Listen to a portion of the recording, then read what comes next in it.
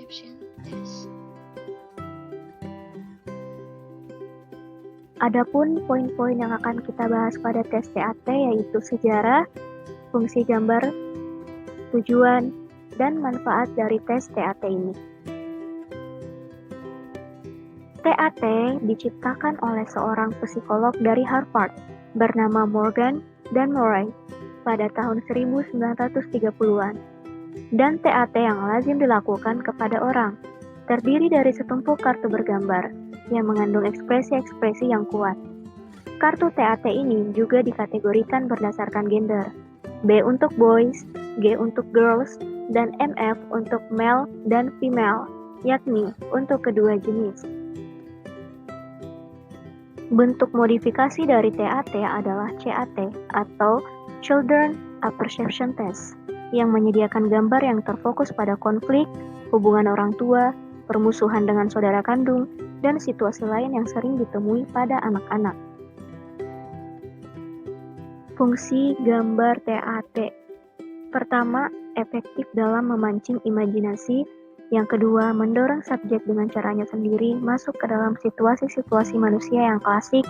Ketiga, dapat diperoleh banyak manfaat dengan menggunakan stimuli standar seperti juga dalam tes lain. Tujuan TAT. TAT digunakan dalam penilaian masing-masing kandidat untuk bekerja di bidang-bidang yang membutuhkan tingkat keahlian yang tinggi dalam berhubungan dengan orang lain, dan kemampuan untuk mengatasi tingkat tinggi stres psikologis seperti penegakan hukum, pelayanan keagamaan, pendidikan, dan lain-lain.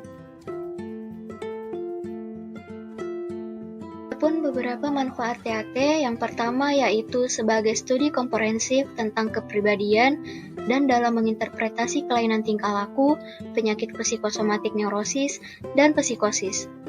Kedua, tes ini sering digunakan dalam konteks kejiwaan atau psikologis untuk menilai gangguan pribadi, gangguan pikiran, dan pemeriksaan forensik untuk mengevaluasi tersangka kejahatan.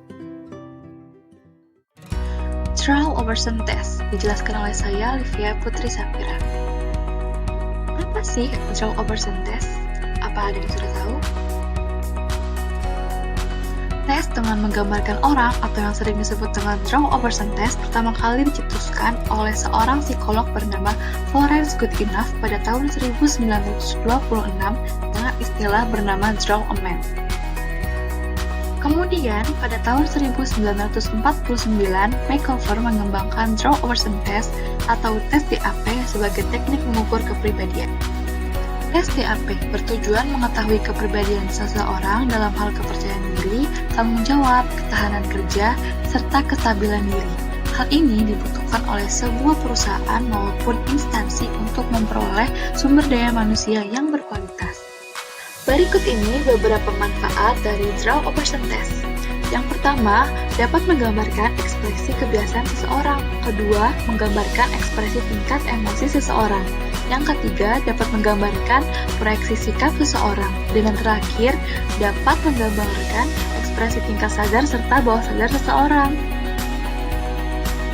Berikutnya materi perlengkapan tes DAP, yaitu menggambarkan objek orang beserta aktivitasnya. Orang yang digambar harus posisi utuh atau lengkap, mulai dari ujung kepala hingga ujung kaki.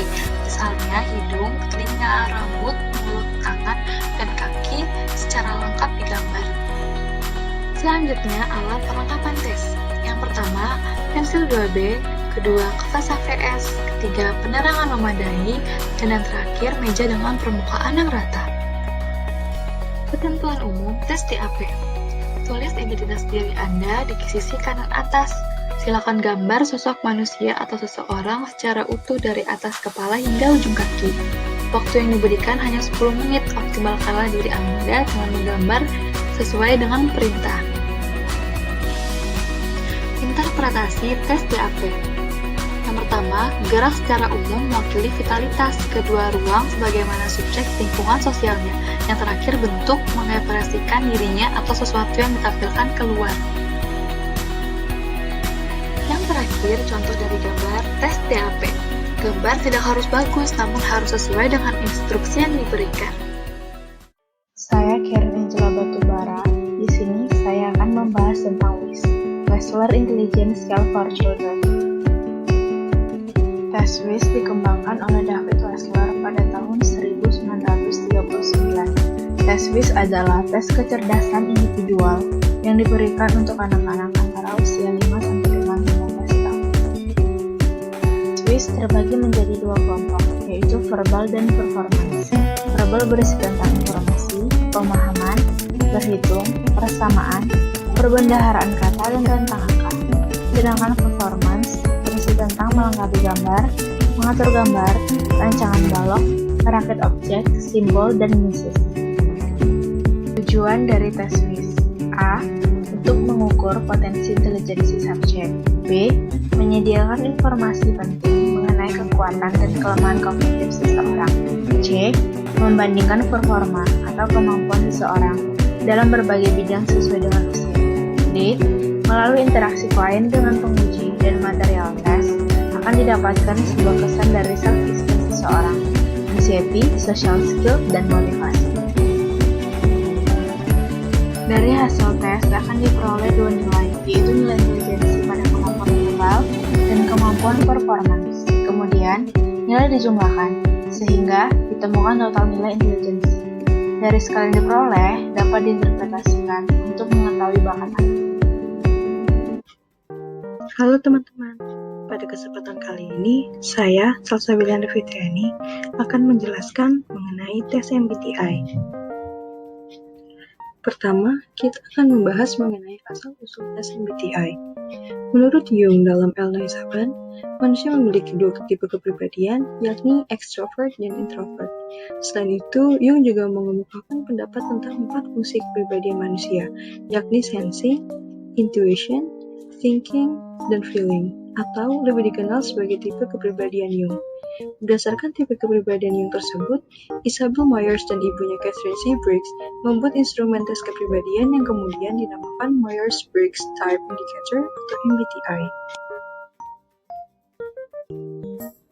Berdasarkan MBTI, maka tipe kepribadian manusia dapat digolongkan menjadi 16 tipe kepribadian, yang mana tipe-tipe tersebut merupakan kombinasi dari keempat dimensi kecenderungan di atas. Penamaan dari tipe kepribadian tersebut diambil dari masing-masing huruf depan dalam dimensi kepribadian. Dimensi pertama, extrovert versus introvert. Dimensi yaitu melihat sumber energi seseorang berasal dari luar atau dalam dirinya. Extrovert merupakan tipe kepribadian yang menyukai dunia luar. Mereka senang bergaul, berinteraksi sosial, beraktivitas dengan orang lain, serta berfokus pada dunia luar. Sebaliknya, dimensi introvert menyukai dunia dalam atau diri sendiri. Introvert senang menyendiri, merenung, membaca dan tidak begitu suka bergaul dengan banyak orang, mampu bekerja sendiri, penuh konsentrasi serta fokus. Dimensi kedua, sensing versus intuition. Dimensi SN melihat cara individu memproses data. Tipe sensing proses data berdasarkan fakta yang konkret, praktis, realistis, dan melihat data padanya. Mereka menggunakan pedoman pengalaman serta memilih cara-cara yang sudah terbukti. Sementara, tipe intuition proses data dengan melihat pola dan hubungan, berpikir abstrak, konseptual, serta melihat berbagai kemungkinan yang dapat terjadi. Dimensi ketiga, thinking versus feeling. Dimensi ketiga melihat bagaimana orang mengambil keputusan. Thinking adalah mereka yang selalu menggunakan logika dan kekuatan analisa untuk mengambil keputusan.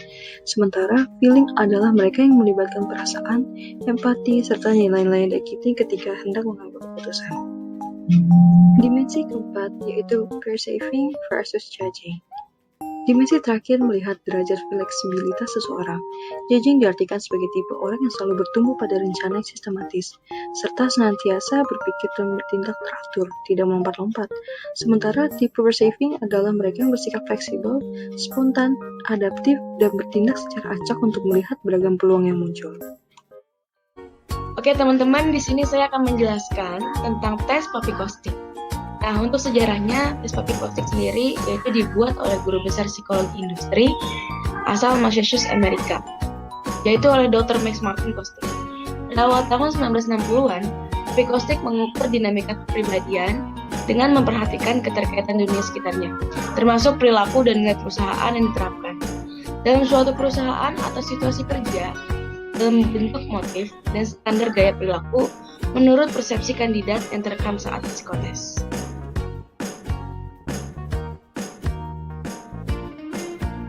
Di Indonesia, diperkenalkan sekitar tahun 1980 dan berkembang dengan cepat menjelang akhir 1990-an, yang berbentuk Self-Report Inventory.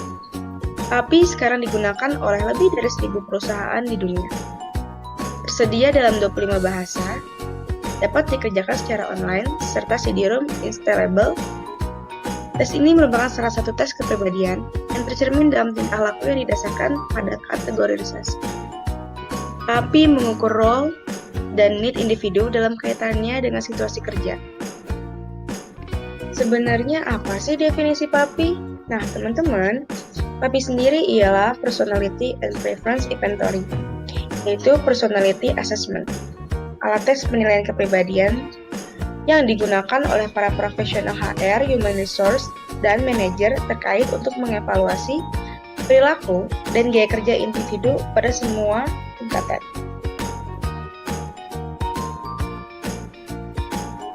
Oke, selanjutnya yaitu ada aspek-aspek alat tes. Nah, penyajian alat tes itu sendiri yaitu ada waktu. Dalam pelaksanaan PAPI Costing, tes secara tertulis tidak ada batasan waktu yang diberikan. Durasi pengerjaan tes bergantung pada kecepatan tes dalam menjawab semua pernyataan yang tersedia.